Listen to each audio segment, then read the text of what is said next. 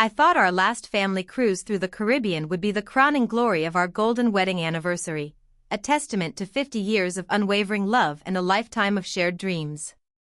Arthur, my beloved Arthur, still held my hand with the same gentle strength as he had on our wedding day, though time had etched a few more lines around his kind eyes.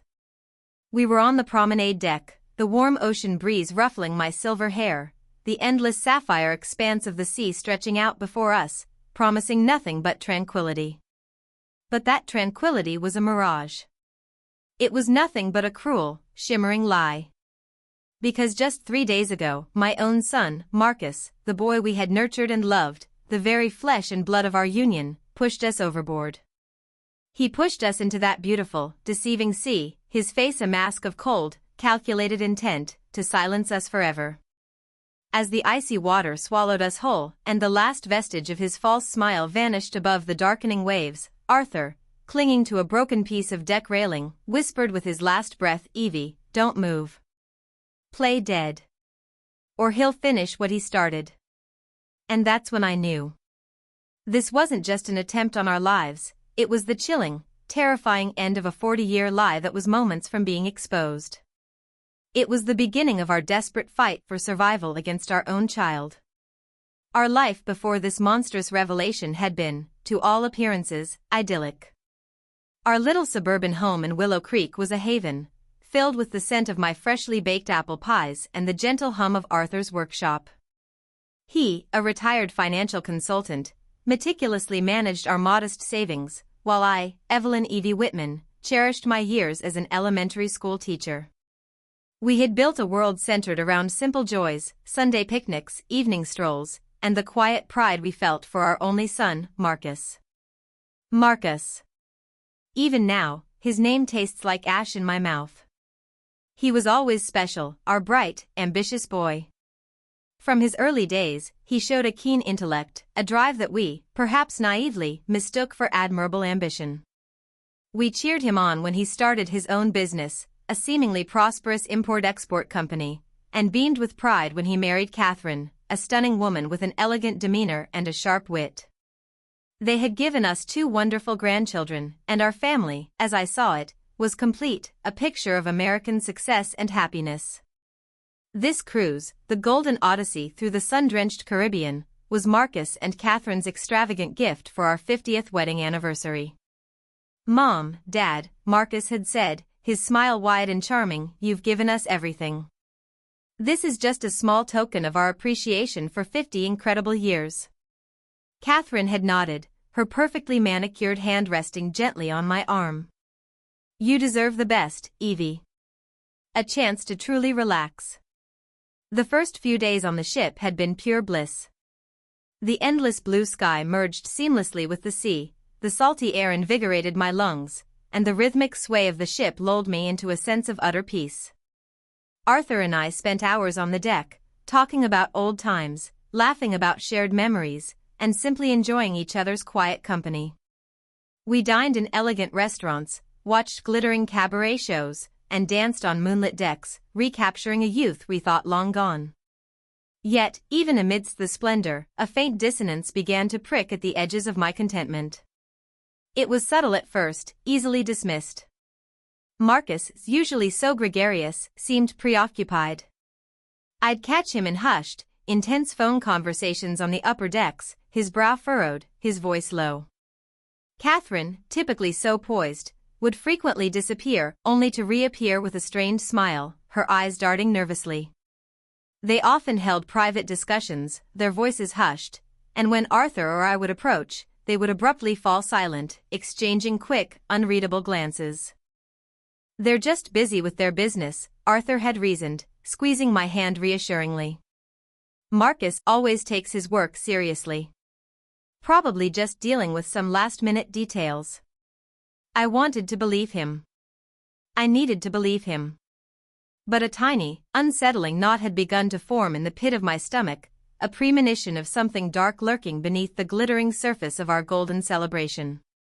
The night of our golden anniversary dinner was meant to be the crescendo of our celebration. The ship's grand dining room was a symphony of soft lighting, clinking silverware, and the hushed murmur of conversations. Marcus had reserved a prime table by a panoramic window, offering a breathtaking view of the moonlit ocean. He and Catherine arrived looking impeccable, Marcus in a crisp navy suit, Catherine in a shimmering emerald gown that perfectly matched her eyes. My heart swelled with a familiar maternal pride. How could anything be amiss in such a perfect setting, with such perfect children? Marcus raised his champagne flute, his voice resonating with an easy charm that had always captivated crowds. To my incredible parents, Evie and Arthur. 50 years. A true inspiration. You've taught me everything I know about love, resilience, and building a life of integrity. May you have many more years of happiness. His words, so heartfelt, almost melted the icy tendrils of doubt that had begun to coil around my heart. Arthur, ever the stoic, simply smiled, his eyes crinkling at the corners as he squeezed my hand beneath the table. We laughed, we shared stories, and for a fleeting hour, the world felt right again. I almost forgot the hushed phone calls and the furtive glances. But then, as the dessert plates were cleared and the conversation momentarily lulled, Catherine excused herself to use the restroom. A few minutes later, Marcus received a text. His eyes flickered down to his phone, and a subtle tension tightened his jaw. He excused himself too, muttering something about a quick business call. I sighed, a little weary of their constant connection to work even on such a special occasion. Arthur, noticing my slight frown, simply patted my hand. It's the modern world, Evie. Don't let it spoil our night. Feeling a sudden need to stretch my legs, I decided to walk to the ladies' room myself, hoping to catch Catherine. The corridor was less crowded, bathed in the soft glow of sconces. As I approached the door, I heard voices from just around the corner, near a maintenance closet. It was Catherine's voice, hushed and urgent. I told him we can't wait much longer. This whole trip is costing a fortune, and if they find out about the offshore accounts, it's all over, Marcus, she hissed, her tone sharp with an edge of panic I hadn't heard before. He needs to move now. My breath hitched. Offshore accounts? My mind, usually so quick to dismiss anything unpleasant, seized upon those words. They hung in the air, heavy and ominous. I couldn't hear Marcus's reply, only a low, frustrated murmur. My heart began to pound a frantic rhythm against my ribs. This was more than just business, this sounded illicit. I quickly retreated, my steps light and silent, my mind reeling. When I returned to the table, Arthur was sipping his coffee, his gaze fixed on the moonlit sea.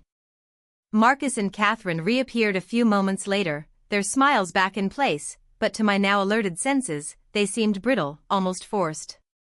Later that night, as we lay in our comfortable cabin, the gentle rocking of the ship doing little to soothe my churning thoughts, I tried to confide in Arthur.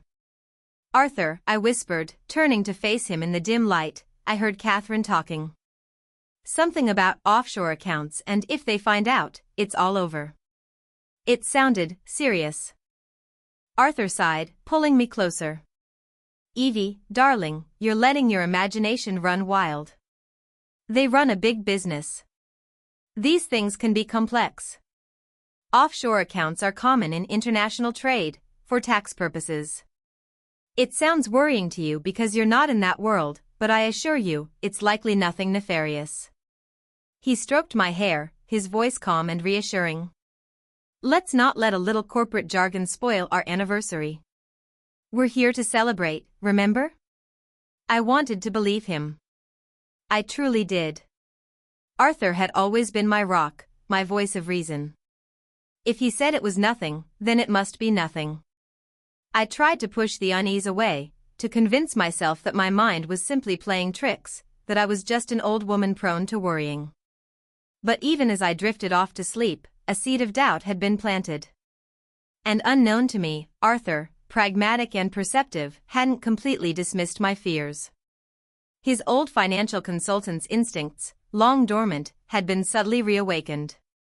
He began to observe Marcus and Catherine with a quiet, almost imperceptible intensity, picking up on details that my trusting heart might have overlooked. He'd watch Marcus's hands when he spoke, the fleeting expressions on Catherine's face, the way they interacted when they thought no one was watching. He was beginning his own silent investigation, connecting dots that I didn't even know existed.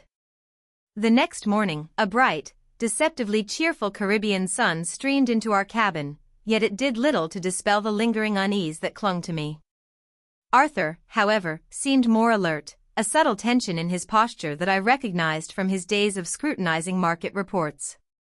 Over breakfast, which I barely tasted, he was unusually quiet, his gaze often drifting towards Marcus and Catherine at their own table across the dining room. I saw him watching Marcus's nervous habit of tapping his spoon, the way Catherine would glance at her watch every few minutes. My husband, usually so relaxed on vacation, was working. His financial mind, a finely tuned instrument honed over decades, was piecing together a puzzle I didn't yet fully grasp. Later that afternoon, while Marcus and Catherine were reportedly at a shore excursion to a local market, Arthur suggested we stay on board. "My old bones need a break from all that walking, Evie," he said with a wink, but his eyes held a serious glint. He led me back to our cabin, then to the adjacent cabin that Marcus and Catherine occupied. "I need to check something," he stated, producing a small, almost invisible tool from his pocket. "Call it a hunch." My heart hammered. "Arthur, what are you doing? We can't just break into their cabin." "We're not breaking in," he corrected, his voice calm, focused. "I merely used my old keycard decoding trick.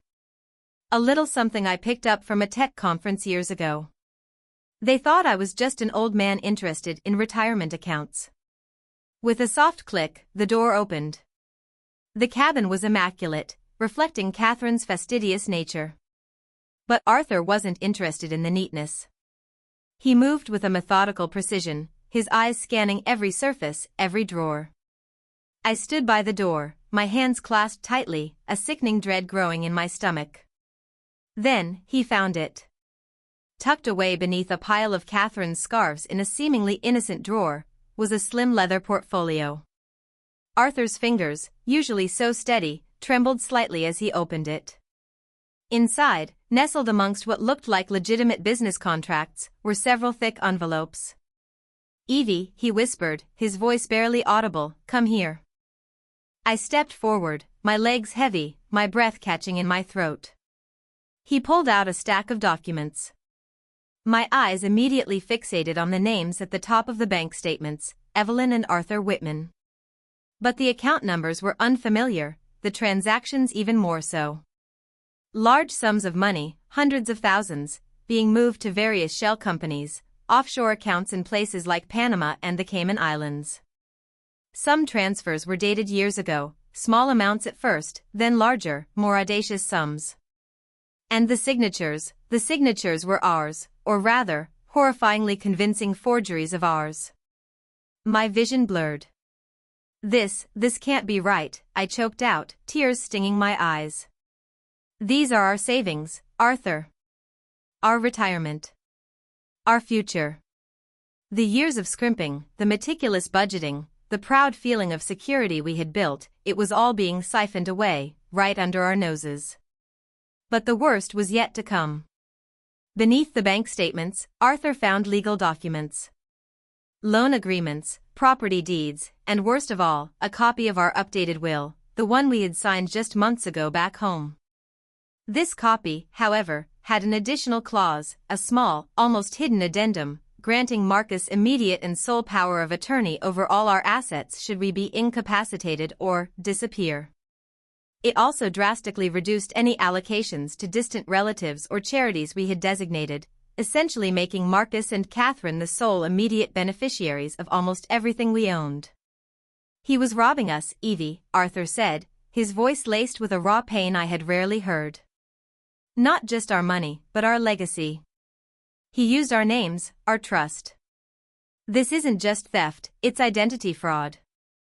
And this addendum, it ensures he gets everything quickly, cleanly." My world spun. The picture of our perfect son, the proud businessman, shattered into a million pieces. The subtle oddities, the hushed phone calls, Catherine's panic over offshore accounts, it all clicked into place with sickening clarity. Marcus wasn't just in financial trouble, he was a thief, a swindler, systematically dismantling our lives. Why, Arthur? Why would he do this? My voice was a desperate whisper, hoarse with betrayal.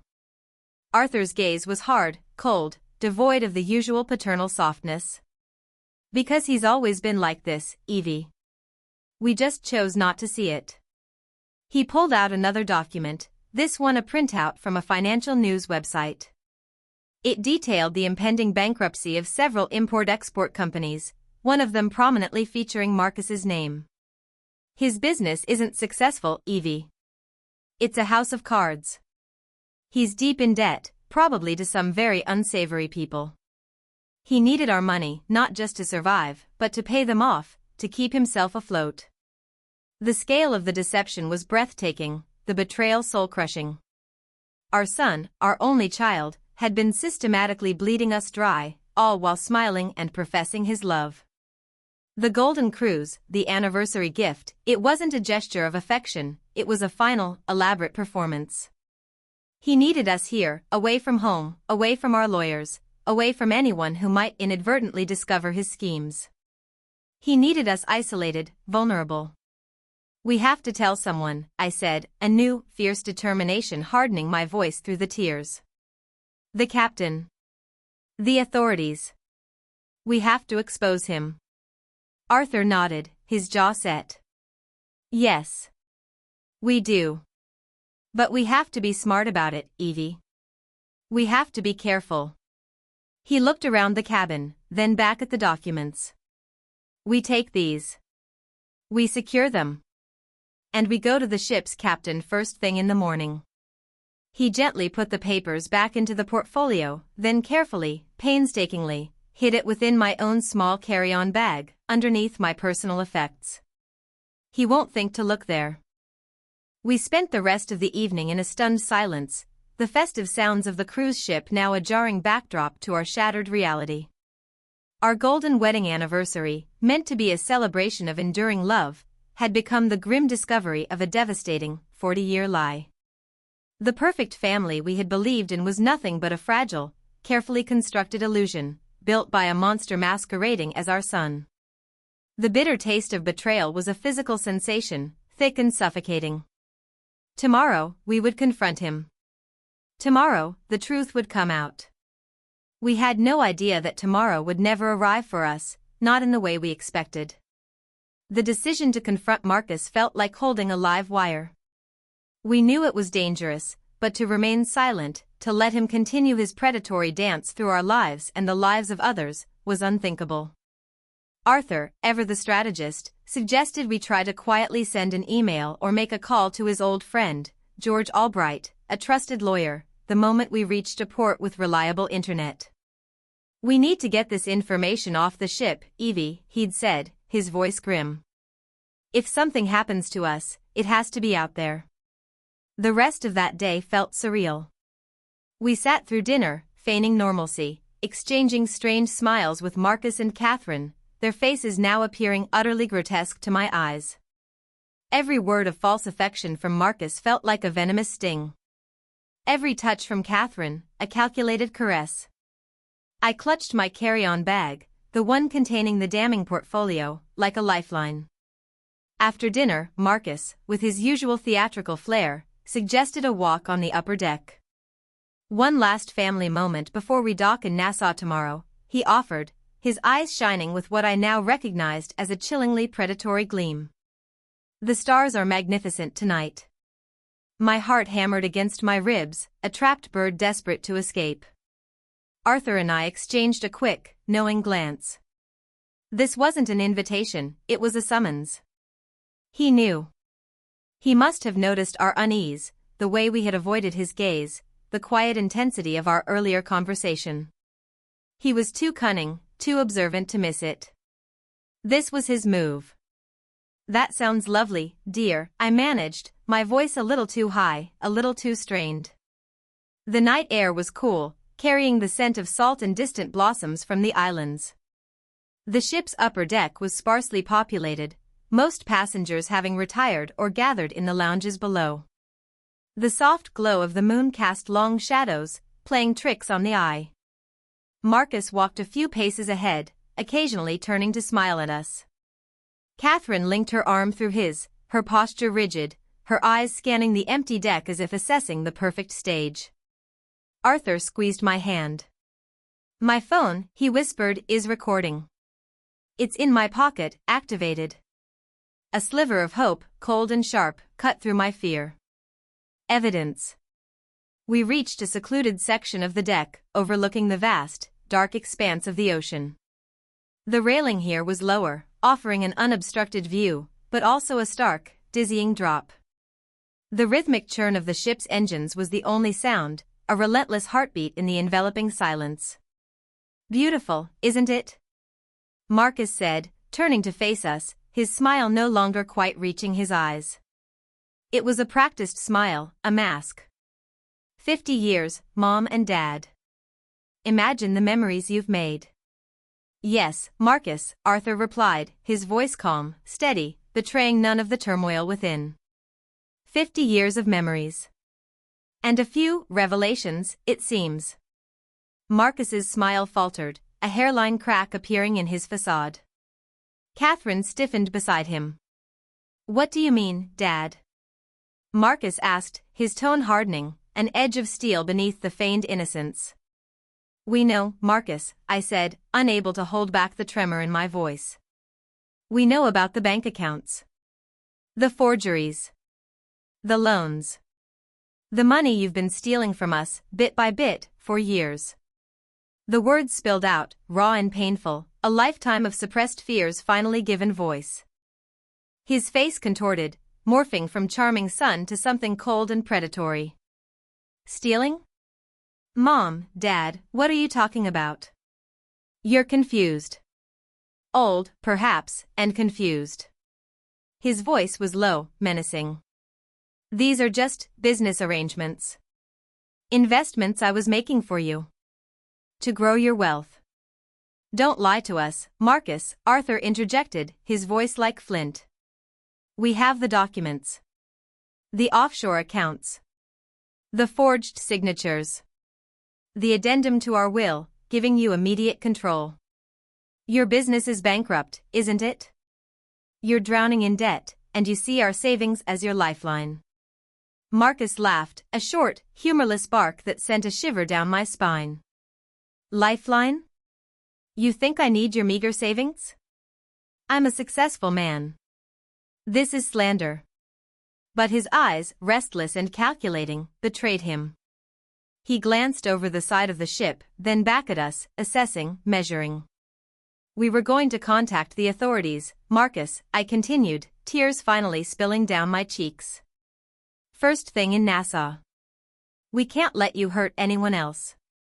His mask dropped completely. The charming sun vanished, replaced by a stranger with eyes as cold and empty as the night sea. "Authorities," he sneered. "And who would believe two senile old people against a respected businessman? You think you can ruin my life? You think you can expose me?" He took a step closer, his voice dropping to a dangerous whisper. "I've worked too hard, taken too many risks to have it all crumble because you suddenly decided to meddle." Catherine, who had been silent, stepped forward, her face pale. "Marcus, no. Don't." But her words were weak, drowned out by the rising crescendo of our son's rage. "You should have just enjoyed your cruise, Mom and Dad. You should have stayed out of my affairs." His eyes locked onto mine, devoid of any warmth, any love. Some secrets are better left buried. In a sudden, sickening lunge, Marcus threw himself forward, his powerful hands seizing Arthur's shoulders. The force was brutal, unexpected. Arthur, despite his age, tried to resist, gripping the railing, but Marcus, is fueled by desperation and fury, was stronger, younger. I screamed, trying to grab Arthur, but Catherine, with surprising force, shoved me aside, yelling, "Don't interfere, Evie. He has to do this." I stumbled, my old bones protesting, and then I saw it, Marcus leveraging his weight, his eyes wide with a terrifying, murderous intent. He shoved Arthur with all his might. My husband, for a split second, fought like a cornered animal, but his grip on the railing slipped. He cried out my name, a heart-wrenching sound that will haunt my dreams forever. Then, Marcus turned on me. With a horrifying snarl, he seized my arms, his strength overwhelming. I clawed at him, screamed, but it was useless. He lifted me, almost effortlessly, and in one swift, violent motion, propelled me over the low railing. The world inverted. The deck lights became distant stars, the ocean rushed up to meet me with a deafening roar. I felt the sharp, sickening drop, the wind tearing at my clothes, the agonizing moment of freefall. Then, the crushing, icy embrace of the Caribbean Sea. The impact was brutal, stealing my breath, sending a searing pain through my side and head. I flailed, disoriented, the water cold and dark, pulling me down into its suffocating depths. Above me, I heard a splash. Arthur. He was still alive. Somehow. My head broke the surface, gasping, coughing up salty water. I could dimly make out the receding lights of the cruise ship, already moving away. And then, through the terror and pain, I heard Arthur's voice, surprisingly clear, cutting through the roar of the waves, a desperate whisper from just a few feet away, as he clung to a piece of debris. Evie, don't move. Play dead. Or he'll finish what he started. The words were a lifeline, a command, a chilling revelation. He hadn't just pushed us, he intended to ensure we never surfaced. And as I looked up one last time, I saw Marcus's silhouette on the railing, looking down, watching. His face, obscured by distance and darkness, was no longer visible. Only the chilling certainty that he was checking his handiwork. My vision blurred. Pain consumed me. The cold, dark water swirled around me, threatening to drag me under. But Arthur's words echoed, piercing through the fog of shock, play dead. I closed my eyes, forcing my body to relax, to float, to be nothing more than another victim swallowed by the unforgiving sea. The ultimate deception had begun. The first few minutes after the fall were a horrifying blur of instinct and agony. My lungs burned, demanding air, as the frigid shock of the ocean seized every muscle. The metallic taste of blood mingled with the bitter salt water in my mouth. I thrashed blindly, trying to orient myself, the crushing pressure of the deep pulling at my limbs. Arthur's desperate whisper, play dead, echoed in my ears, cutting through the chaos. It was a command that defied every primal urge to fight, to scream, to call for help. Slowly, painfully, I forced myself to stillness. I let the current buffet me, mimicking the unconscious drift of a corpse. I kept my eyes closed, but the darkness behind my eyelids was no less terrifying than the inky blackness of the water below. Every fiber of my being screamed in protest. A sharp, searing pain shot through my right side, a broken rib perhaps, and my head throbbed, a dull, insistent ache from where I must have struck the water, or perhaps the ship as I fell. Evie, Arthur's voice was a ragged gasp, close by. Are you there? I couldn't speak, couldn't risk a sound. I simply let out a small, almost inaudible moan, a testament to my survival and my pain. Good, he rasped, the sound carried on the gentle swell. Stay still. Don't make a sound. He'll be looking. The thought that Marcus was still up there, scanning the waves, perhaps shining a light, filled me with a terror far greater than the cold water. Our son, the boy we raised, was now a murderer, checking his handiwork. He wouldn't hesitate to finish the job if he saw any sign of life. Time lost all meaning. Minutes stretched into hours. The receding lights of the cruise ship became a distant, mocking twinkle, eventually swallowed by the horizon. We were alone. Utterly, terribly alone, adrift in the vast, indifferent ocean.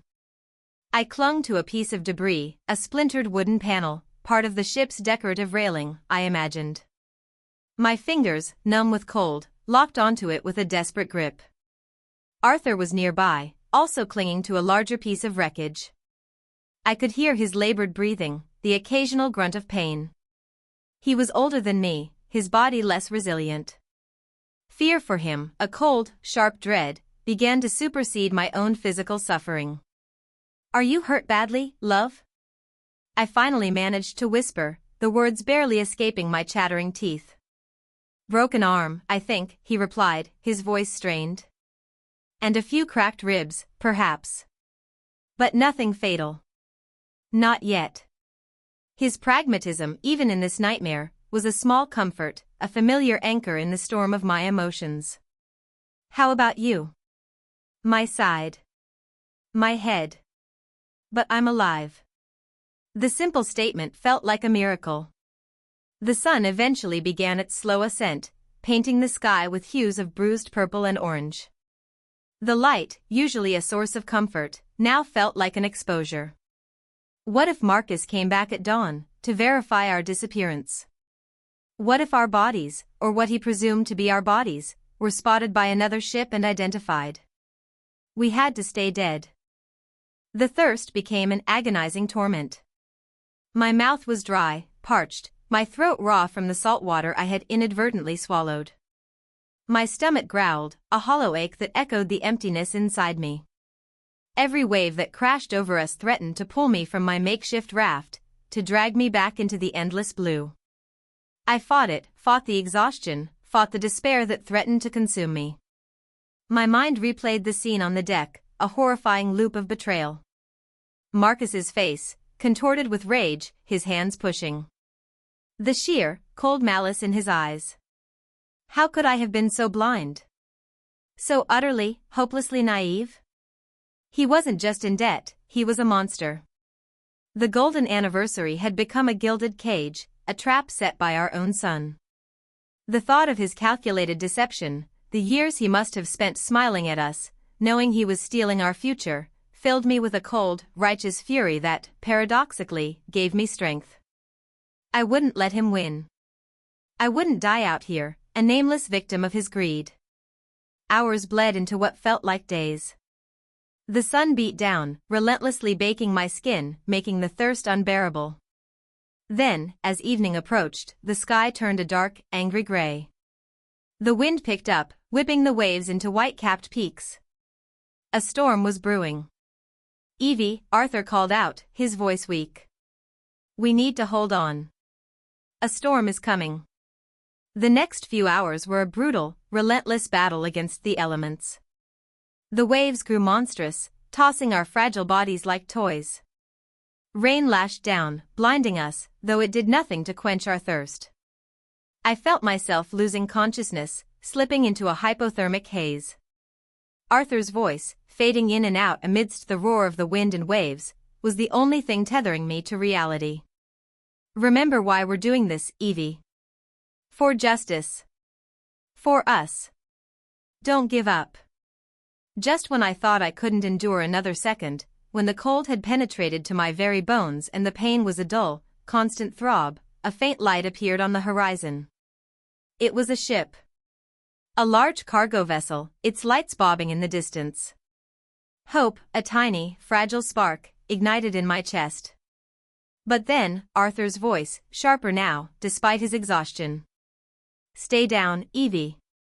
Don't move. Don't let them see us."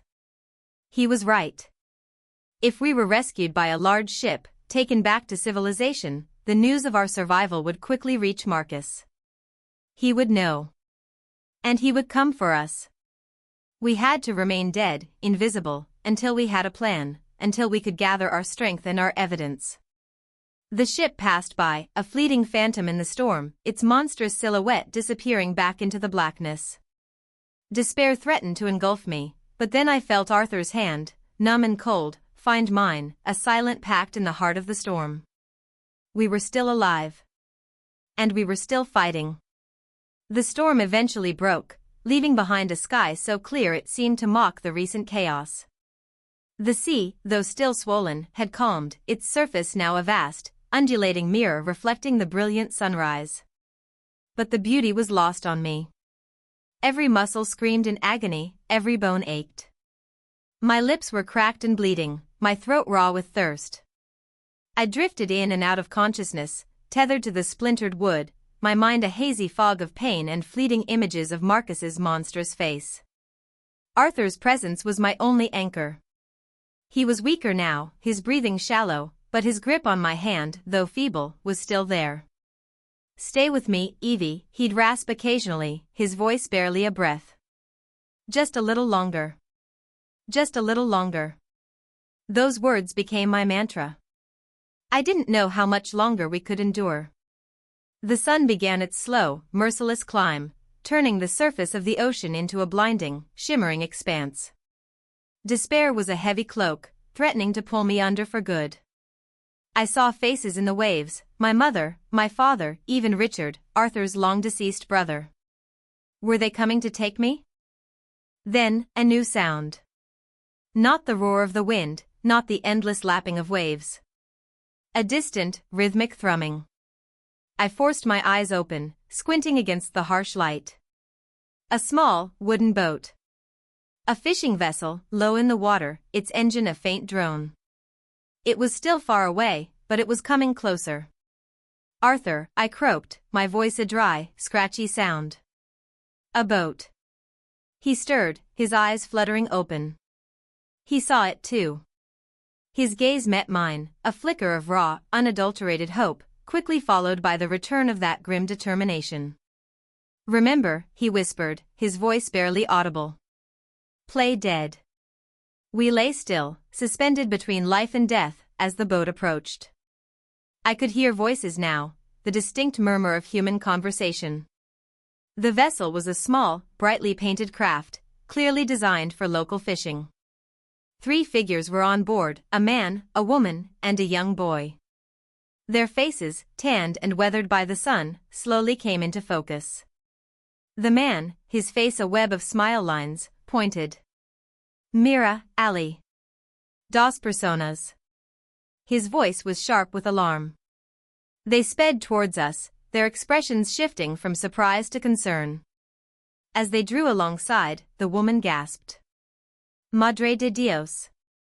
Están vivos, pero apenas." The fisherman, whose name I would later learn was Mateo, reached out a strong, calloused hand. "Hold on, abuela.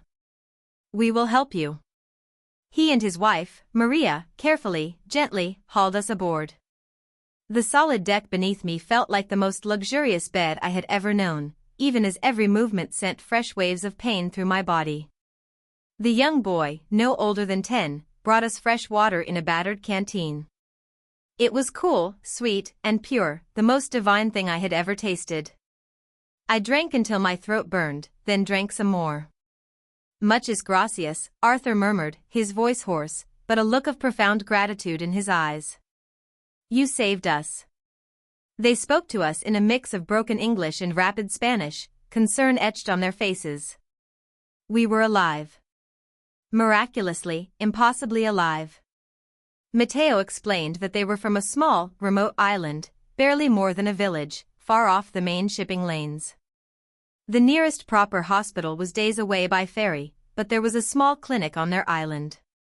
The journey to the island was slow and agonizing, but the simple kindness of Mateo's family was a balm to our shattered spirits. Maria wrapped us in blankets, the boy, Miguel, offered us dried fish, which we could barely swallow.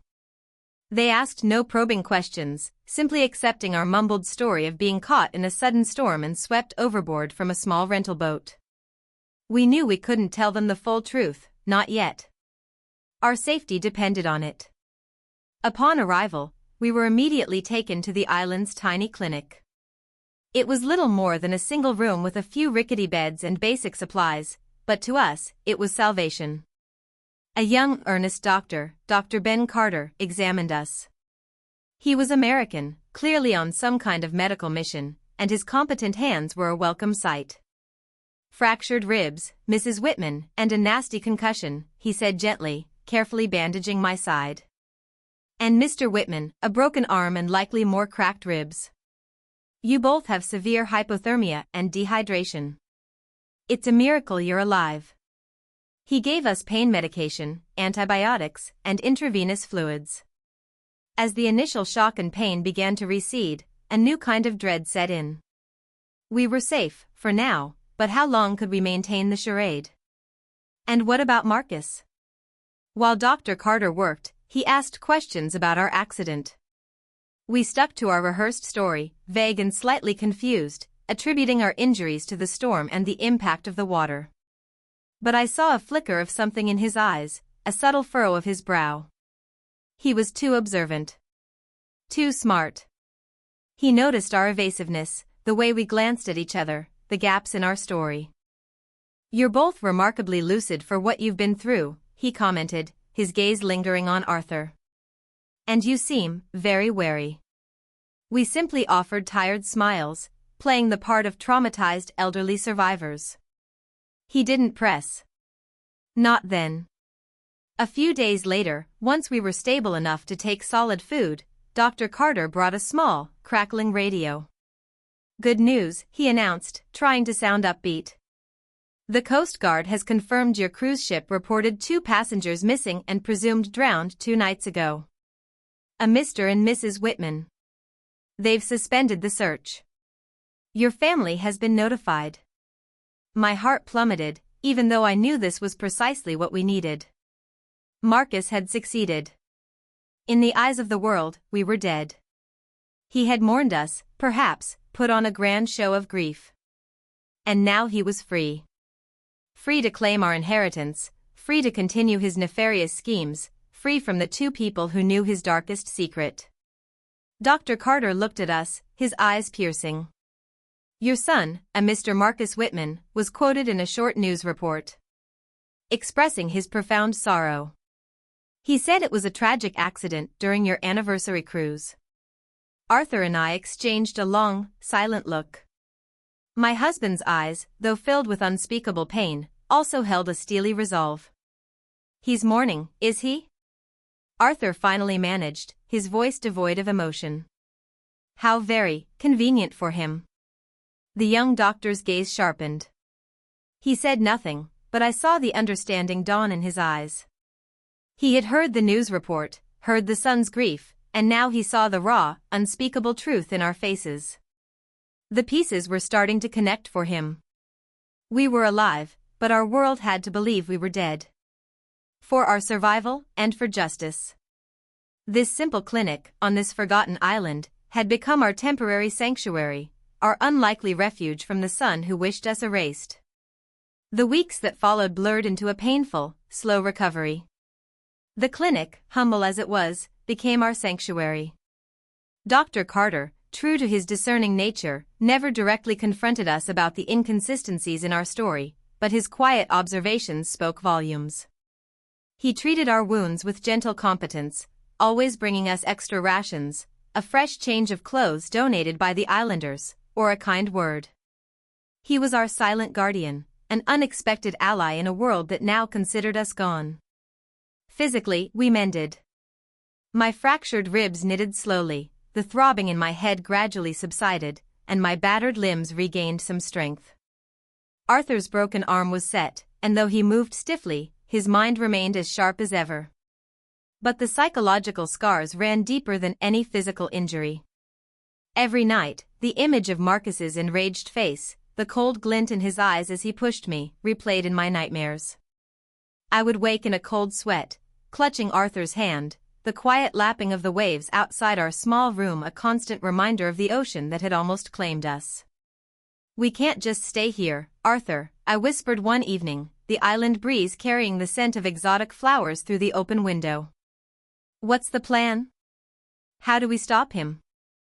Arthur, who had been staring blankly at the ceiling, turned his head. His eyes, though still weary, held a rekindled fire. "We don't stop him yet, Evie. Not directly. We observe. We gather. We wait for our moment." His years as a financial consultant, his talent for strategic thinking, were now fully engaged. "They believe we're dead. That's our greatest advantage. We are ghosts, Evie, and ghosts can haunt." He spent hours meticulously mapping out possibilities, using a tattered notepad and a pencil Dr. Carter had provided. He'd request news from the mainland, carefully listening to the crackle of the small radio, piecing together fragments of information. We learned that Marcus and Catherine were indeed playing the role of devastated survivors perfectly. Local news channels had run stories about the tragic loss of the esteemed Whitman couple, featuring tearful interviews with Marcus, who spoke of his parents' adventurous spirit and their lifelong love. The sheer audacity of his performance filled me with a cold rage. He was not only trying to murder us but was also desecrating our memory with his sickening lies. "He's moving fast," Arthur observed one day, after listening to a financial news update. His company, Whitman Global Imports, is suddenly announcing a major new investment. They're liquidating some assets, leveraging new lines of credit. He's using our presumed death as a springboard. Our fear grew. We knew Marcus was dangerous, but hearing of his continued machinations, his swift grab for power and money, solidified our resolve. We couldn't let him get away with it. We owed it to ourselves, to the decades of honest work we had put into building our lives, and to the truth. It was during one of Dr. Carter's evening rounds that Arthur finally made his move. He'd observed the doctor carefully, noting his quiet integrity, his sharp mind, and the genuine compassion he showed the islanders. He was a man who listened, truly listened. "Dr. Carter," Arthur began, his voice low, measured, after ensuring I was asleep, though I was very much awake. "My wife and we haven't been entirely forthcoming about how we ended up in the water." The doctor paused, his eyes thoughtful. "I gathered as much, Mr. Whitman. Your story had too many convenient holes for a man who used to review balance sheets for a living." A faint, knowing smile touched his lips. "I'm a doctor, not a detective. My job is to heal. But I also believe in justice." Arthur then, with a quiet intensity, revealed the bare bones of the truth: Marcus's financial ruin, his desperate need for our inheritance, and the calculated act of pushing us overboard. He omitted the part about the forgeries and the will for now, needing to confirm the doctor's trustworthiness. Dr. Carter listened, his expression shifting from surprise to shock, then to a grim understanding. "Your own son," he murmured, shaking his head in disbelief. "That's unspeakable." "Indeed," Arthur replied. "Which is why no one must know we're alive. Especially Marcus. We need your help, doctor. We need to reach someone. A trusted lawyer back in the States. Someone who can start an investigation, quietly, without raising alarms." The doctor hesitated, clearly weighing the risks. He was a medical professional in a remote location, not an operative. But then he looked at Arthur's earnest, honest face, and then glanced at my seemingly sleeping form. He saw the pain, the betrayal, the desperate need for justice in our eyes. "I have a satellite phone for emergencies," Dr. Carter finally said, his voice barely above a whisper. "It's unreliable, but it might work. And I know a few people, trusted colleagues who might be able to help pass a message discreetly." A wave of relief, so profound it almost brought me to tears, washed over me. We weren't alone. We had an ally. Over the next few days, with Dr. Carter's careful assistance, Arthur managed to compose a coded message, hinting at foul play and Marcus's involvement, and send it to his old friend, George Albright, a sharp-witted corporate lawyer known for his meticulousness. The message was vague enough not to immediately expose our survival, but specific enough to trigger George's suspicion and prompt an investigation into Marcus's finances. We also asked Dr. Carter to try and find any current news reports or legal filings related to our estate, to get a clearer picture of what Marcus was doing. The wait for a reply, or even a confirmation that the message had been received, was agonizing. Every passing day felt like a victory for Marcus, another step closer to him solidifying his control over our shattered lives. I constantly battled paranoia. Every time a fishing boat approached the island, every unfamiliar face, I envisioned Marcus arriving, his cold eyes searching, ready to finish what he started. The island, once a symbol of peace, now felt like a fragile bubble, susceptible to bursting at any moment. But with each sunset, as I watched the vibrant hues paint the sky above the endless ocean, a new kind of resolve solidified within me. The trusting, naive Evie Whitman had died that night on the cruise ship. In her place was a woman hardened by betrayal, fueled by a fierce desire for truth. My son had tried to erase us, to make us ghosts. But soon, these ghosts would return to haunt him. Life on the tiny island settled into a strange, unsettling rhythm. Our physical wounds slowly faded, but the deeper ones, etched onto our souls, festered. The days were filled with the gentle sounds of the ocean and the rhythmic thrum of fishing boats, yet my mind was a constant storm of anxiety. Every rustle in the palm trees, every shadow cast by the setting sun, seemed to hold the potential for Marcus's insidious return. Arthur, though outwardly composed, often had a distant look in his eyes, a sign of his ceaseless mental calculations. "He's always been slippery," Arthur murmured one afternoon, as we sat on a rough-hewn bench outside the clinic, watching the children of the island play near the shore. He hadn't said much about Marcus's past deceptions before, perhaps out of a lingering, desperate hope. But now, the dam had broken. "Remember that time he lost his college tuition money, Evie? Said he'd invested it in a promising tech startup that went belly up?" Arthur's voice was tinged with bitter irony. I wrote it off as youthful folly, an expensive lesson. But now, I wonder. My mind raced back. Marcus had been 20, full of bright ideas and grand pronouncements. He'd come home, head bowed, claiming a devastating loss, blaming a fraudulent venture capitalist. We had comforted him, told him it was just money, that his education was more important. We'd even dipped into our emergency fund to get him back on track. Now, the memory felt like a cruel joke. Had he even invested it? Or had he simply pocketed it, already honing his craft of deception? And the loan for his first car, I recalled, a fresh wave of nausea washing over me. He promised to pay us back every penny. But then his business took off, or so he said, and he convinced us to just consider it an early inheritance. Arthur nodded, his jaw tight. Yes. And the small errors in his early business accounting, the ones I helped him correct. I thought he was just inexperienced. Now I see. They weren't errors. They were tests. Testing how far he could push, how much we would overlook. Every memory, every moment of perceived innocence, now twisted into something sinister. It was as if a veil had been lifted, revealing a lifetime of carefully constructed lies beneath the facade of our beloved son. The naive, trusting parents we had been, so willing to believe the best, had inadvertently become accomplices to his monstrous transformation. The satellite phone calls to George Albright, facilitated by Dr. Carter, were our lifeline to the world we had left behind. They were brief, fraught with static, and conducted in hushed tones, often late at night when the clinic was quiet. Arthur, using a coded language only George would understand, began to feed him information, fragments of truth that would allow the seasoned lawyer to dig deeper without revealing our survival. "George is a good man," Arthur assured me after one such call, though his face was etched with worry. He started looking into Whitman Global Imports. He found some irregularities.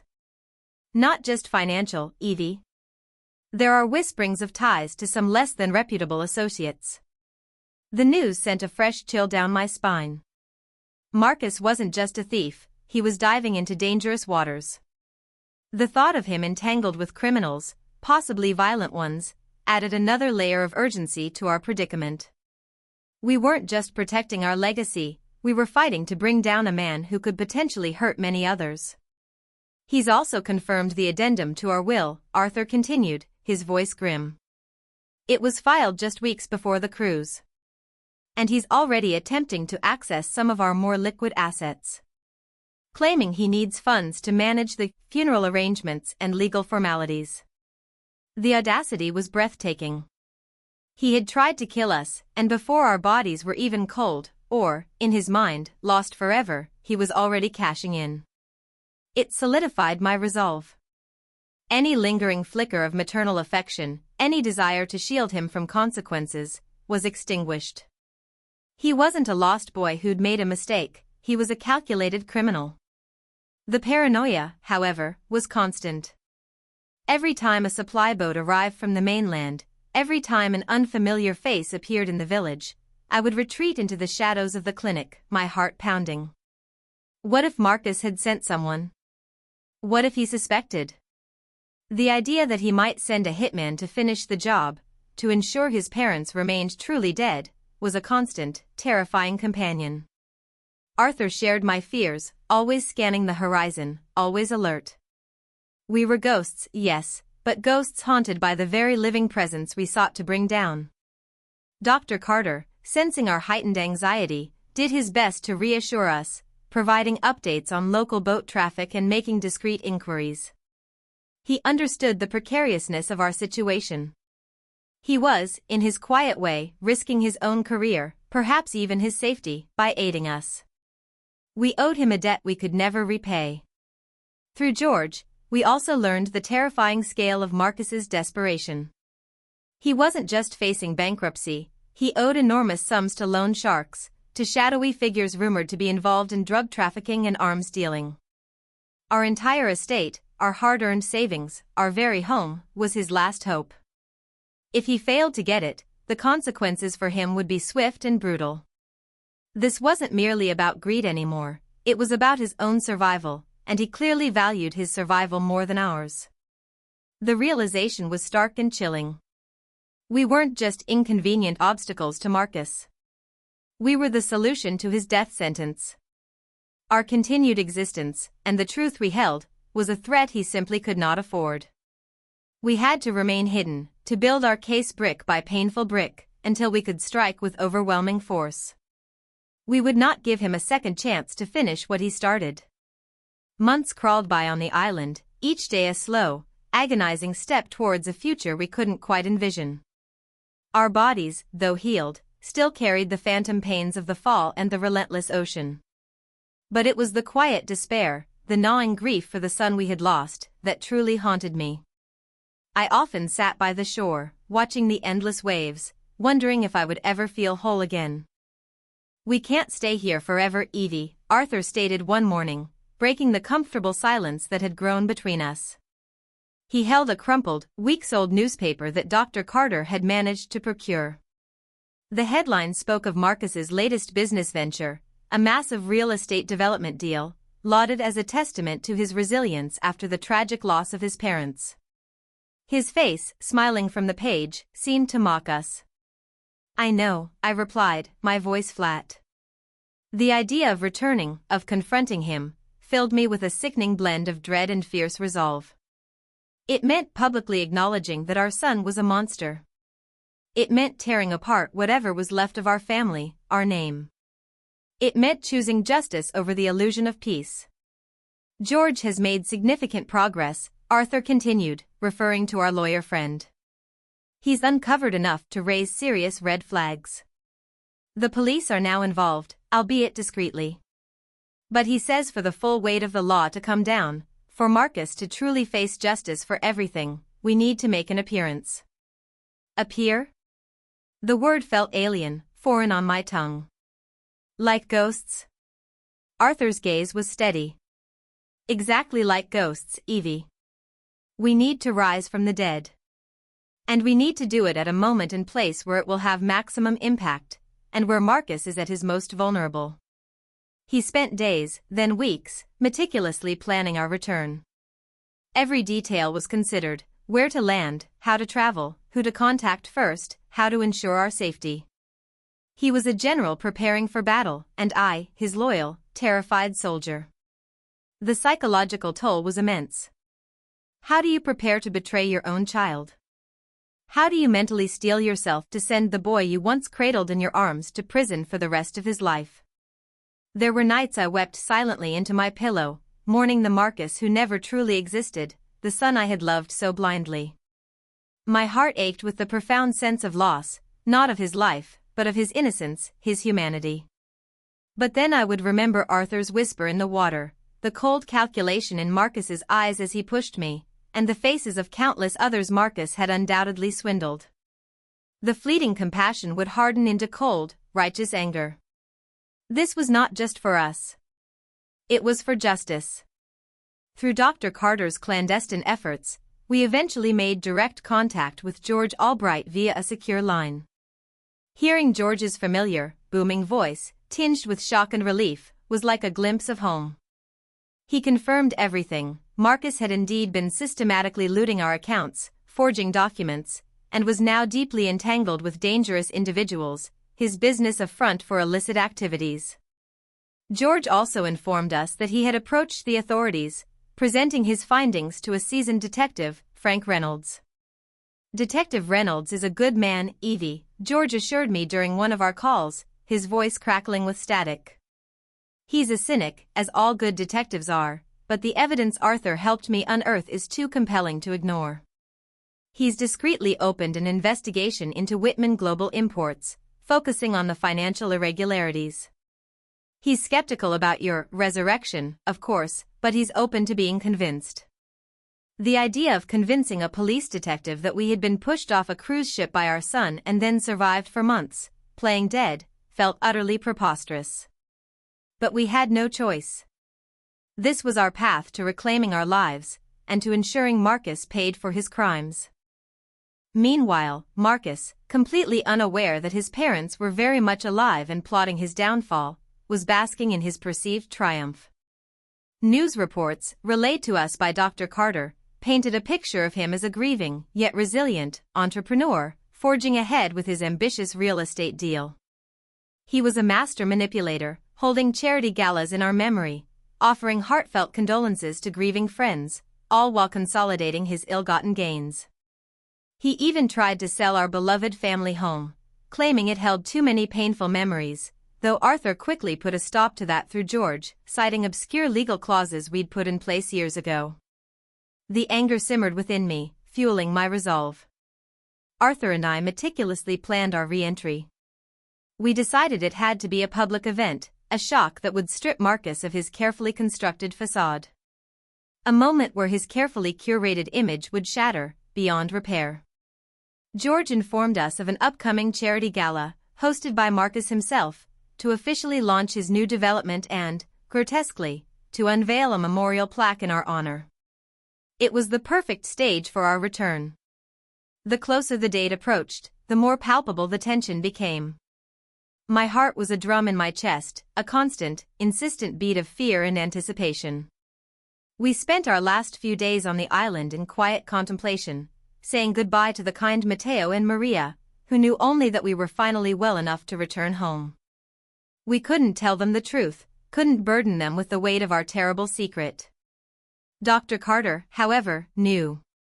He gave us a grim nod, a silent promise of support should we need it.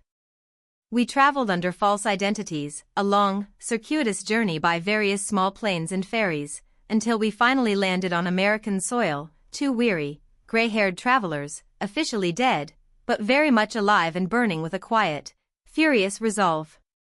The air tasted different here, sharper, colder, filled with the ghosts of our past.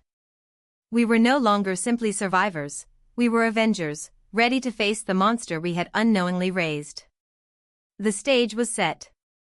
The curtain was about to rise on Marcus's final act. The night of the gala shimmered with a deceptive brilliance. George Albright, our loyal friend and now our reluctant co-conspirator, had arranged for our discreet arrival. He met us at a pre-arranged location, a small, unassuming hotel on the outskirts of the city, miles from the glittering venue. Seeing him, gaunt with worry but firm with resolve, was like seeing a beacon of hope after months of darkness. "Evie, Arthur," he whispered, embracing us tightly, his voice thick with emotion. I can barely believe it. It's truly you." "Indeed, George," Arthur replied, a dry edge to his voice.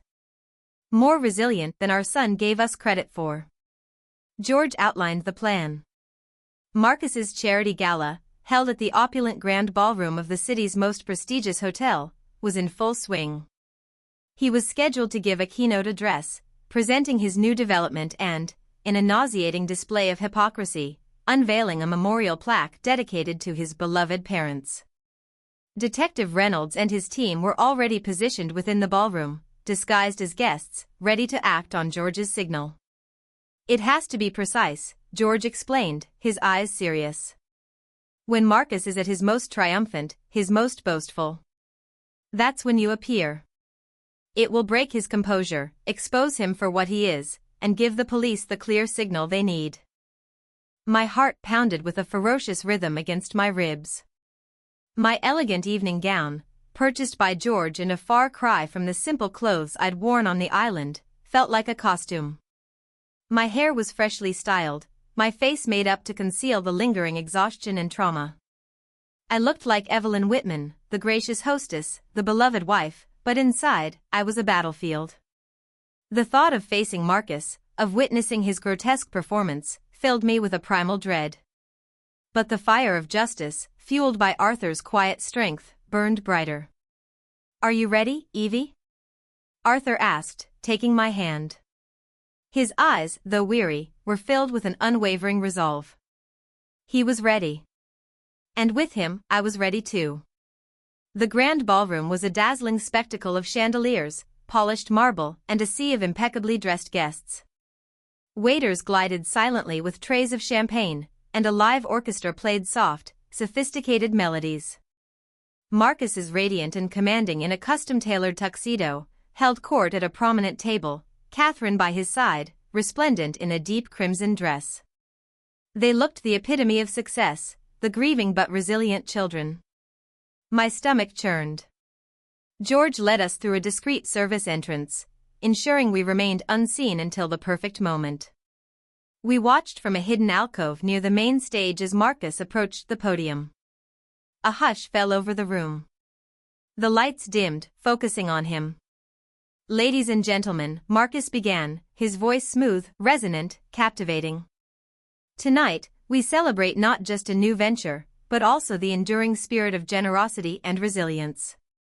A spirit I learned from the two most remarkable people I have ever known, my parents, Evelyn and Arthur Whitman." A ripple of sympathetic murmurs went through the crowd. My blood ran cold. The sheer audacity, the unmitigated gall of his performance, was nauseating. He spoke of our unwavering love, our tireless commitment to community, our adventurous spirit that tragically led to our demise on the high seas. He dabbed at his eyes with a silk handkerchief, a perfectly timed gesture of sorrow. "It is in their honor," he continued, his voice thick with feigned emotion, "that I dedicate this new development and this evening's proceeds. And now, if you would all turn your attention to the screen, we will unveil a small tribute to their incredible legacy." A large screen behind him flickered to life, showing a montage of our family photos, smiling, oblivious to the viper in our midst. Pictures of a younger Marcus, laughing, embraced by us, our faces beaming with love. It was a dagger to my heart. He was exploiting our most cherished memories, turning our very existence into a prop for his grand deception. And finally, Marcus announced, his voice reaching a crescendo of theatrical grief, a small token of our everlasting love. A plaque, to stand at the entrance of the new Whitman Legacy Plaza, ensuring their names live on forever. As the lights on the stage brightened, focusing on a veiled object next to the podium, George gave us a subtle nod. "Now," he whispered. My legs felt like lead, but Arthur's hand in mine was firm. We stepped out of the shadows, walking slowly, deliberately, towards the main stage. The music faltered. Heads began to turn. A collective gasp rippled through the ballroom. Whispers erupted, like dry leaves scattering in a sudden wind. Marcus, his back to us, had just reached out to pull the veil from the plaque. "For my beloved parents," he began, his voice cracking with rehearsed emotion. "Marcus." My voice, though soft, cut through the buzzing whispers like a shard of ice. It was a voice he hadn't heard in months, a voice he believed to be forever silenced. He froze. His hand, suspended mid-air above the plaque, trembled. Slowly, agonizingly slowly, he turned. His eyes, initially wide with confusion, narrowed into a look of sheer, unadulterated terror. The blood drained from his face, leaving it ashen. The carefully constructed mask of grief and triumph shattered, revealing the raw, panicked animal beneath. He stared at us, Evelyn and Arthur Whitman, standing there, alive and very real, bathed in the spotlight meant for his deception. He looked as if he'd seen true ghosts. Catherine, seated at his table, let out a strangled cry. She half rose, her hand flying to her mouth, her eyes wide with a mixture of fear and dawning horror. "Mom? Dad?" Marcus stammered, his voice choked, his composure utterly gone. The microphone amplified his panicked whisper to the entire, now silent, ballroom. That's impossible. You're dead." "A convenient assumption, wouldn't you agree, son?" Arthur's voice was calm, cutting, laced with an iron-cold fury I rarely heard. "But as you can see, the reports of our death have been greatly exaggerated." My gaze met Marcus's. There was no longer any need for pretense. The profound pain in my heart warred with a righteous anger. "You pushed us, Marcus," I stated, my voice clear and unwavering, echoing through the silent ballroom. "You pushed your own parents into the ocean, to drown, so you could steal our life savings and cover up your crimes." The words hung in the air, a devastating pronouncement. A stunned silence descended upon the guests, broken only by Catherine's whimpering. Marcus's eyes darted wildly, searching for an escape, for a way to salvage his crumbling lie. He opened his mouth, but no words came out, only a choked gurgle. Just then, Detective Reynolds, shedding his waiter's jacket, stepped forward from the shadows near the stage, his badge clearly visible. Several other plainclothes officers moved in, strategically surrounding Marcus and Catherine's table. "Marcus Whitman," Detective Reynolds announced, his voice ringing with authority. "And Catherine Whitman. You are under arrest for the attempted murder of Evelyn and Arthur Whitman, and for numerous counts of fraud, forgery, and embezzlement. You have the right to remain silent." Marcus's eyes, filled with a primal rage and despair, locked onto mine one last time. It was the look of a trapped animal, devoid of humanity. He lunged, not at me, but towards a side exit, a desperate, futile attempt to escape. But the officers were swift, intercepting him. Catherine, meanwhile, collapsed back into her chair, sobbing hysterically, covering her face with her hands. The orchestra remained silent. The waiters froze. The glittering ballroom, moments ago a stage for deceit, was now a scene of utter chaos and exposed depravity. Our son, the monster we had unknowingly raised, was finally, irrevocably, brought to justice. Chapter 11: The Unraveling of the Lie. The ensuing chaos was a maelstrom of flashing lights, shouting, and a cacophony of bewildered gasps and murmurs from the stunned guests. Marcus, snarling and struggling violently against the officers, was a grotesque parody of the charming man who had just stood at the podium. His tuxedo, a symbol of his fabricated success, now looked like a straitjacket, binding a cornered beast. Catherine, meanwhile, had devolved into a whimpering mess, repeating "No, no, this can't be happening," as officers gently but firmly led her away from the table. Detective Reynolds approached us, his serious face softened with a hint of relief and professional satisfaction. "Mrs. Whitman, Mr. Whitman. You were magnificent." The shock on his face, invaluable. The confession was practically involuntary. He indicated the other officers who were now taking statements from the horrified guests, some of whom looked utterly sickened, others openly weeping. A silence had fallen over Marcus's table. The half-unveiled memorial plaque, still standing next to the podium, now seemed like a monument to his monstrous deceit, a chilling testament to the lengths he was willing to go. "Take them," Arthur said, his voice raw, his gaze fixed on Marcus as he was finally restrained and led out of the ballroom, still yelling incoherently. "Take them both." The words were devoid of anger, replaced by a profound, heartbreaking weariness. It was the sound of a father burying his son, even while that son was still breathing. As the doors swung shut behind Marcus, a palpable sigh seemed to ripple through the ballroom. Then, a sudden surge of reporters, who had been alerted by the commotion, burst in, their cameras flashing, their microphones thrust forward. "Mrs. Whitman. Mr. Whitman. Is it true? Your son tried to kill you? How did you survive? What happened on the cruise?" George Albright, ever the professional, stepped in front of us, shielding us from the onslaught. "My clients have just been through an unimaginable ordeal. They will make a full statement to the authorities in due course. For now, please respect their privacy. But privacy was a luxury we had long lost.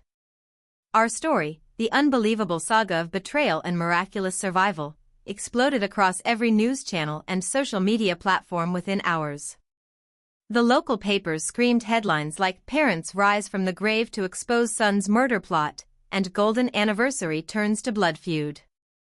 Our faces, gaunt and tired but undeniably alive, stared out from screens and newspaper pages alongside mugshots of a furious, defiant Marcus and a tear-streaked Catherine. The police station was a whirlwind of statements, interviews, and emotional exhaustion. We recounted everything: Marcus's early deceits, the discovery of the forged documents, the terrifying night on the deck, Arthur's quick thinking in the water, our harrowing survival, Dr. Carter's help, and finally, our meticulous plan to return. Arthur handed over the small digital recorder, its contents a chilling testament to Marcus's murderous intent and Catherine's complicity. The recording, though muffled by the water and the struggle, contained Marcus's threats and Catherine's urging during the attack. "The recording is crucial," Detective Reynolds confirmed, his voice grave. "Combined with your testimony, Mr. Albright's meticulous financial investigation, and the admissions we overheard during the arrest, this is an airtight case. Attempted murder. Fraud. Forgery. Embezzlement. He's looking at a very long time." As the hours wore on, the initial surge of adrenaline gave way to a crushing emptiness. We had achieved our goal. Marcus and Catherine were in custody. Justice, in its own slow, grinding way, was being served. But the cost was astronomical. The son we had loved, the family we had cherished, was irrevocably shattered. Later that night, in a sterile interview room, Detective Reynolds brought us an update. We interviewed Catherine Whitman. She's attempting to negotiate a plea. Blaming Marcus entirely. Claims she was terrified of him, that she only went along with his schemes out of fear. Says she didn't know the full extent of his crimes, especially not the plan to eliminate you. He paused, his expression unreadable. "It's a common tactic. We'll see if it holds up." Arthur simply nodded, his face etched with profound sadness. "She always struck me as ambitious, not inherently malicious. But she chose her path. She chose to enable him." The most painful part was not just the betrayal, but the understanding that we had failed. We had failed to see the darkness festering within our own child. We had enabled his lies with our blind trust, our unwavering belief in his goodness. The guilt was a heavy weight, a bitter counterpoint to the relief of our survival. We were taken to a secure location, a small apartment provided by the police, where we could finally rest, safe from the public frenzy and Marcus's potential retribution. The silence of the apartment was deafening, a stark contrast to the constant lapping of the waves on the island. I lay awake, staring at the ceiling, Arthur's warm presence beside me. It was over. The battle was won. But the war for my heart, for my peace, had just begun. The intervening months between Marcus's arrest and the start of the trial were a desolate landscape of legal consultations, therapeutic sessions, and a slow, agonizing effort to piece together the shattered fragments of our lives. The quiet anonymity of the island was replaced by the relentless glare of public scrutiny. We were no longer just Evelyn and Arthur Whitman, we were the miraculously resurrected parents, symbols of a monstrous betrayal, our faces splashed across every news outlet. The public was fascinated, horrified, and eager for every detail. We learned that Marcus, initially defiant, had attempted to portray us as senile, paranoid, and delusional. He claimed we had fabricated the entire story, perhaps suffering from a shared psychosis. Catherine, true to Detective Reynolds' prediction, had quickly sought a plea bargain, painting herself as a terrified, manipulated wife, a victim of Marcus's overwhelming charisma and cunning. She denied any knowledge of the murder plot, admitting only to financial improprieties under duress. The trial itself was a grueling, soul-crushing spectacle. The courtroom, packed with reporters and morbidly curious onlookers, felt like a public arena for our deepest sorrows. Each day, we sat on hard benches, listening to the dry, technical language of lawyers dissecting our life, our marriage, and the unspeakable actions of our son. When it was my turn to testify, the world seemed to narrow to the confines of that witness stand. I looked at Marcus. He sat at the defense table, impeccably dressed, his face a carefully constructed mask of injured innocence and simmering resentment. There were no tears, no remorse in his eyes, only a cold, hard defiance. He was not the boy I had raised. He was a stranger, a perfectly crafted illusion who had worn my son's face for decades. My voice, surprisingly steady despite the tremor in my hands, recounted everything: the golden wedding dream, the insidious creeping doubts, the discovery of the forged documents, the calculated push into the dark ocean, the agonizing battle for survival, Arthur's whispered command, and our desperate fight to return. I spoke of the years of smaller deceptions, the tuition money, the car loan, the gradual chipping away at our trust. Each word was a fresh cut, tearing open old wounds. Under cross-examination, Marcus's lawyer tried to discredit me, suggesting age-related memory issues, the trauma of the accident, and even suggesting I harbored a lifelong favoritism towards a fictional, perfect son, leading to an irrational hatred for Marcus. But my testimony, buttressed by Arthur's equally powerful account and the chilling audio recording from his phone, stood firm. The jury heard Marcus's voice, raw with rage, confirming his intent to silence us. They heard Catherine's panicked urgings during the struggle. Arthur's testimony was particularly poignant. He meticulously laid out Marcus's financial schemes, detailing the shell corporations, the fraudulent transfers, the immense debt to unsavory characters. His logical, unshakable presentation left no room for doubt about Marcus's desperate motives. He didn't just want our money, Arthur stated, his voice resonating with a quiet authority. He needed it to save his own life from the people he owed. Our death was his salvation. Catherine's testimony was a desperate, pathetic attempt to save herself. She sobbed, claimed ignorance, and vehemently pointed the finger at Marcus as the sole architect of the plot, painting him as a monster who had coerced her into complicity. Marcus, in turn, erupted in fury, yelling at her from the defense table, accusing her of being equally involved, of suggesting the cruise in the first place. Their alliance, once forged in deceit, completely imploded in the courtroom, each one tearing at the other to save their own skin. It was a sordid, heartbreaking spectacle of pure self-preservation. After days of agonizing deliberation, the jury returned with its verdict. Guilty. The word echoed through the silent courtroom, a solemn hammer blow. Marcus Whitman was found guilty of attempted first-degree murder, multiple counts of aggravated fraud, forgery, and embezzlement. Catherine Whitman was found guilty as an accomplice to attempted murder and on several counts of fraud. The judge's voice was stern, unwavering as he delivered the sentences. Marcus was sentenced to a minimum of 40 years to life in a maximum security prison, without the possibility of parole. Catherine received a lesser sentence, but still substantial, 15 to 20 years, with a possibility of parole only after a decade. A collective sigh of relief, mingled with profound sadness, swept through the gallery. Justice, though cold and unforgiving, had been served. We had faced our son, told our truth, and seen him held accountable. Yet, there was no triumphant cheer in my heart, only a vast, aching emptiness. The boy I had once loved was gone, lost to a darkness I could not comprehend. In the days that followed, the immediate aftermath was a whirlwind. Friends, neighbors, and even distant relatives reached out, some with genuine sympathy, others with awkward apologies for having believed Marcus's narrative. Our home, once a haven, now felt permeated by the ghost of Marcus's betrayal, every corner holding a memory, now tainted. We had won, but at a cost that transcended mere financial loss. We had lost our son. We had lost our faith in the fundamental goodness of our own flesh and blood. And the quiet, simple life we had built was gone forever, replaced by a complex, painful new reality.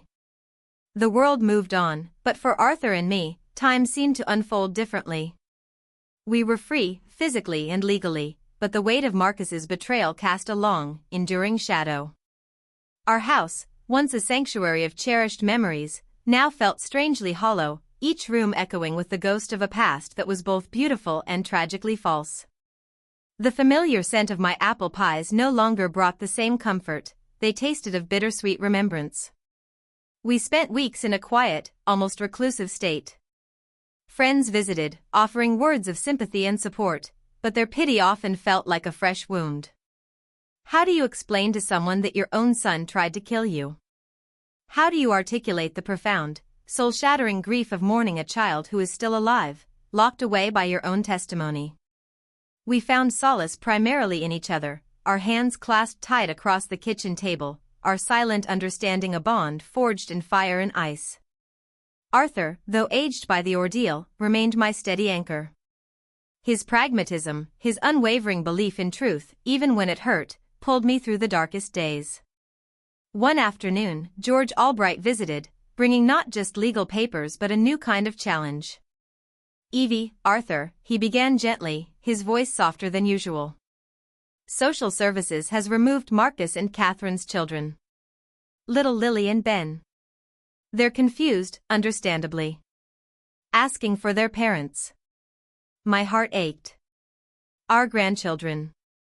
Innocent, unwitting victims of their parents' depravity. They were too young to comprehend the monstrous truth, too fragile to grasp the concept of betrayal. They only knew that their mommy and daddy were suddenly gone. "What are their options, George?" Arthur asked, his voice rough. "Foster care, initially," George replied. "But as their only living grandparents, you could apply for permanent custody. It would be a long, arduous process, given your ages and what you've just been through. But they deserve a stable home, a chance at a normal life." The idea was overwhelming. At 68 and 70, raising two young children felt like scaling a new, terrifying mountain. But as I looked at Arthur, I saw a flicker of something in his eyes, a reflection of my own yearning.